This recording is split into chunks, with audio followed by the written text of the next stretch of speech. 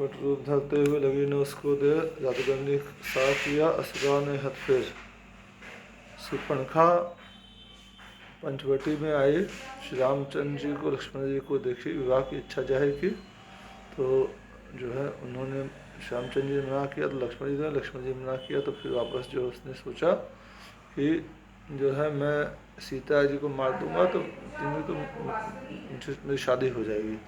तो वो झपटी है जो है अपना विकट रूप धरते हुए लगी न उसको दे, जादूगरनी सा के असुरा ने हथ फेर।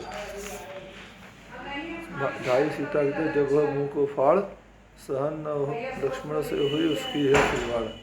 सीता जी की तरफ जब वो मुंह फाड़ करके खाई है, तब लक्ष्मण जी से ये बात सहन नहीं हुई है खिलवाड़। बेटे के आगे ताब है क्या, जो माँ को दुखित करे कोई, सेवक के होते क्या मजा, सामने का अहित करे कोई।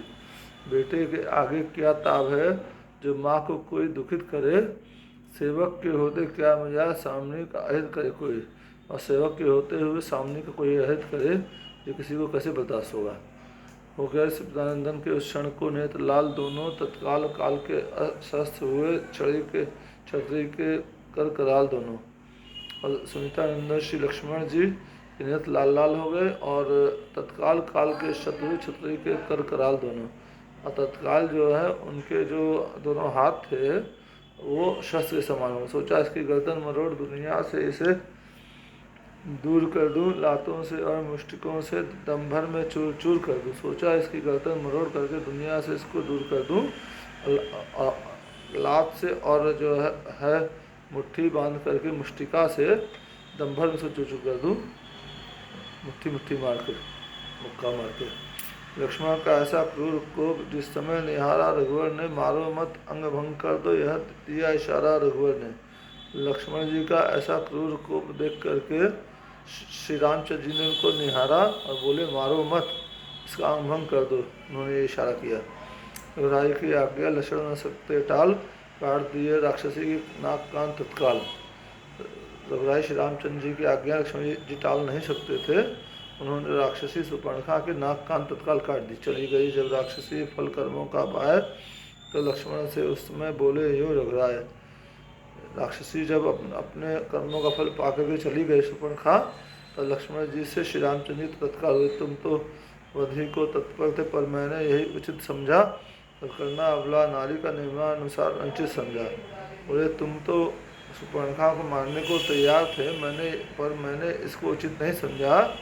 अबला नारी का व्रत नियमानुसार अनुचित है, इसलिए कराया अंगभंग जिससे कुरूप हो जाए, ऐसे अश्लील याचनाएं फिर कहीं न करने पाए। इसलिए उसका अंगभंग कराया कि वो कुरूप हो जाए और ऐसी अश्लील याचना वगैरह कहीं वो न कर पाए। दोबारा लक्ष्मण बोले आपने पाला अयोध्या धर्म, मार डालना भी नहीं था कुछ अनुचित कर्म।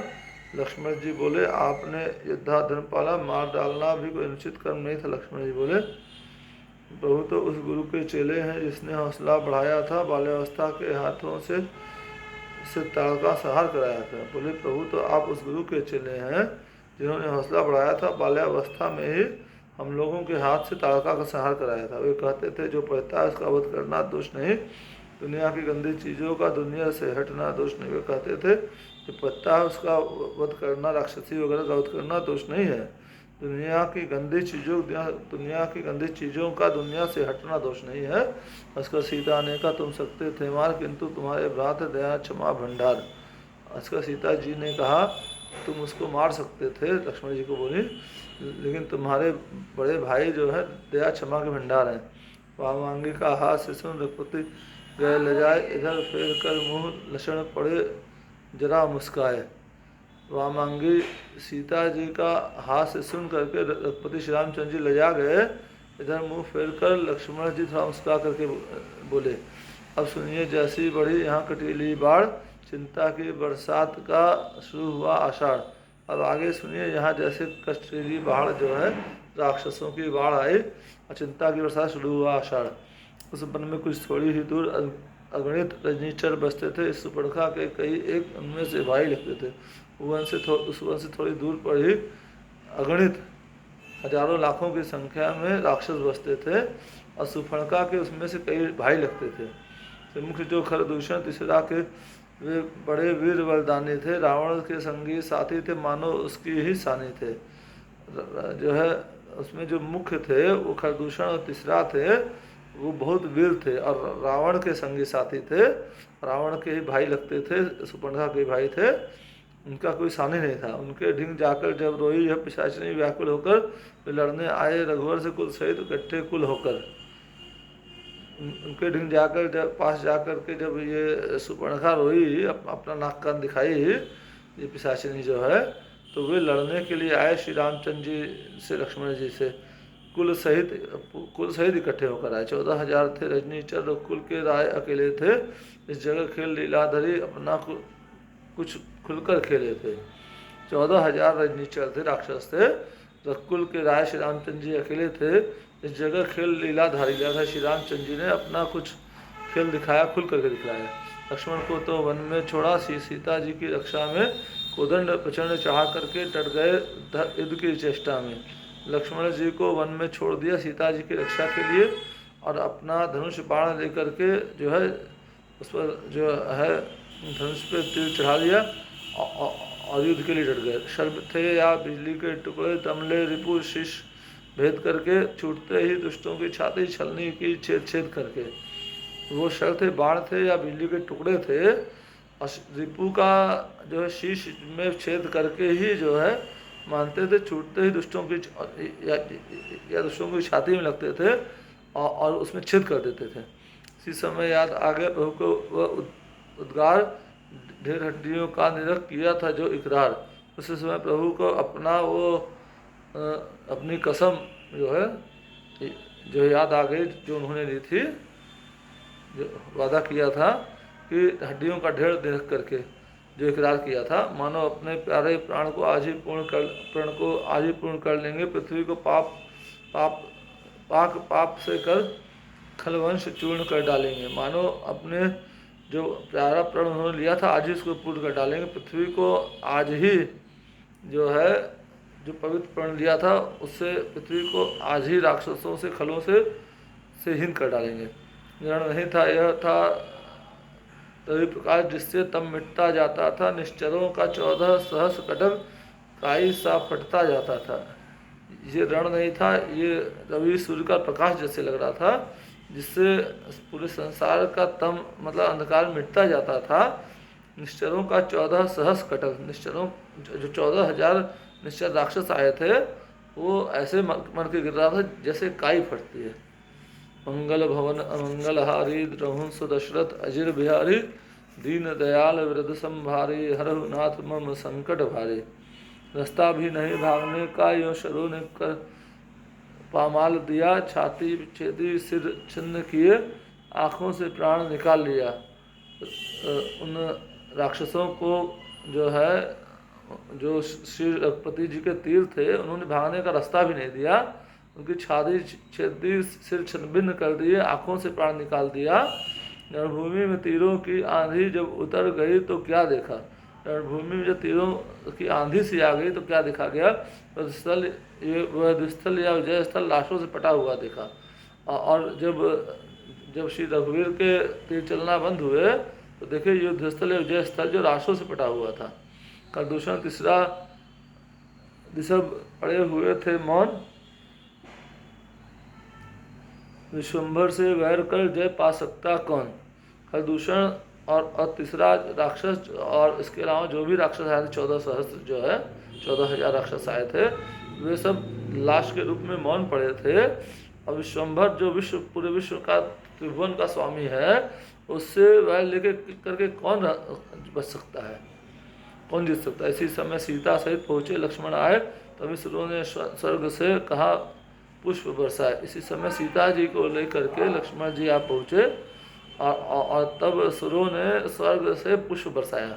ये कहा, हे जन दुखहारी अवतारी है पार न शक्ति तुम्हारी, कहा सुख दिया सभी को सुखकारी हर भार भूमि बेचारी का।